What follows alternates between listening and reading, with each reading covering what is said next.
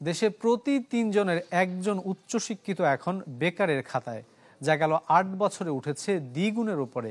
বিবিএসের সবশেষ শ্রমশক্তি জরিপ বলছে যে ২ বছরেরও বেশি সময় ধরে কর্মহীন বসে থাকা তরুণের সংখ্যা ১৭%, যাকে অর্থনীতির জন্য অশনি সংকেত হিসেবে দেখছেন বিশ্লেষকরা। বিস্তারিত প্রতিবেদনে। বিশ্ববিদ্যালয় ক্যাম্পাসে এভাবে আপন মনে বসে আছেন বছর দুয়েক আগে স্নাতক পাশ করা শারমিন আক্তার তৃষা। দিনের অধিকাংশ সময়টাই তার কাছে বিভিন্ন চাকরির বিজ্ঞাপন দেখে।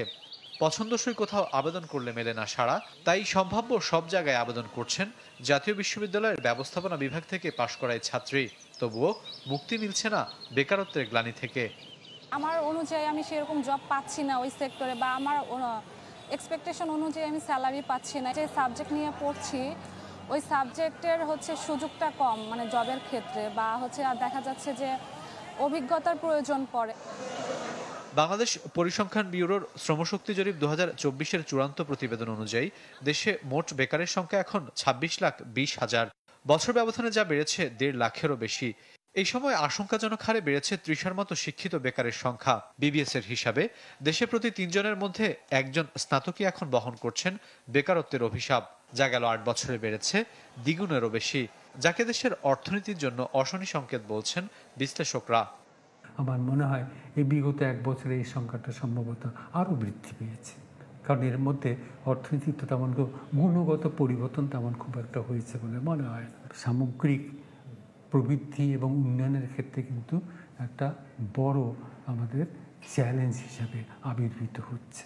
শিক্ষিত মানুষদের মধ্যে যে বেকারত্ব যে কি ভয়াবহ সেটাই দেখাচ্ছে। বিশেষ করে উচ্চশিক্ষিত মানুষেরা অনেক বেশি বেকার থাকছেন। তারা অনেক চেষ্টা করছেন কিন্তু কাজ খুঁজে পাচ্ছেন না, এবং কাজ খুঁজে না পাওয়ার মূল কারণটা হচ্ছে যে আমাদের এরকম এই যে ইন্ডাস্ট্রির যে ধরনের রিকোয়ারমেন্ট, সেই রিকোয়ারমেন্ট অনুযায়ী আমরা ইউনিভার্সিটিতে গ্র্যাজুয়েট তৈরি করতে পারছি না। জুলাই বিপ্লবের অন্যতম কারণ ছিল কর্মসংস্থান ঘাটতি। তবে এই সময় নানামুখী সংস্কার হলেও অবস্থার উন্নতি হয়নি এই খাতে। ফলে পড়াশোনার পাট চুকিয়ে ২ বছরেরও বেশি সময় ধরে বেকার বসে আছেন ১৭%-এরও বেশি তরুণ। বিশ্লেষকরা বলছেন শিক্ষা ব্যবস্থার সাথে চাকরির বাজারের মিল না থাকায় বাড়ছে এই সংকট, যার সমাধানে দ্রুত সরকারকে উদ্যোগী হওয়ার পরামর্শ দিয়েছেন অর্থনীতিবিদরা। এছাড়া বিনিয়োগ পরিবেশের উন্নয়নে বাড়তি মনোযোগের তাগিদ দিয়েছেন তারা। উদ্বেগের মতো চিত্র আমরা পেলাম। এখান থেকে আমাদের এখন কাজের জায়গা তৈরি করতে হবে।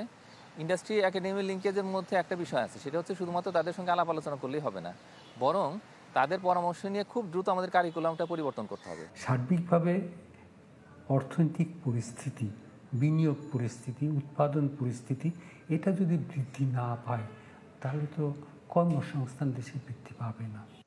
বিবিএসের হিসাবে দেশে বছর ব্যবধানে কর্মক্ষম জনগোষ্ঠীর সংখ্যা কমেছে ১৭ লাখেরও বেশি। রাকিব আল জাবেদ, চ্যানেল 24, ঢাকা।